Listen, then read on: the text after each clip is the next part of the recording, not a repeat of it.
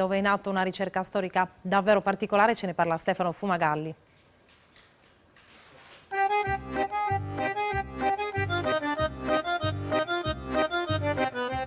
La vita a Fonni, piccolo borgo barbaricino, procede tranquilla e senza troppe emozioni, ma una scoperta potrebbe cambiare per sempre la storia della comunità.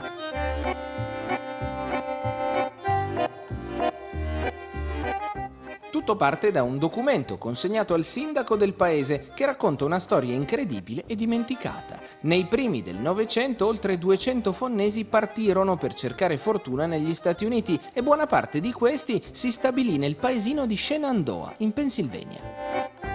So che ne sono partiti molti, specialmente dalla Barbagia, Fonni, Mammoiada, però questo particolare non lo sapevo, proprio in questo paesino. Ma lei lo sapeva che c'era questa comunità, di questa piccola Fonni in giro? L'ho saputo adesso, guardi, da lei l'ho saputo, non lo sapevo. La signora Caterina invece conosce bene Shenandoah, lei c'è stata per trovare i parenti dell'America.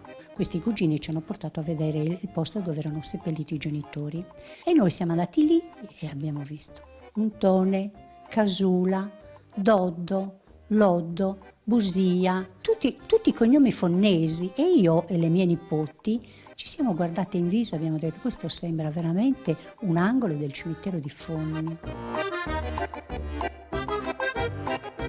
L'artefice della ricerca è il cavalier Giovanni Fenu, ex sottufficiale dell'aeronautica. Appassionato di storia, ha passato in rassegna tutti i nomi dei sardi caduti nelle grandi guerre, scoprendo che migliaia di persone mancano all'appello negli archivi ufficiali. Tra questi centinaia di fonnesi che risultavano disertori. Incrociando i nomi con gli archivi storici di Ellis Island, lo storico porto d'arrivo a New York, Fenu ha scoperto che si trattava invece di migranti in cerca di fortuna.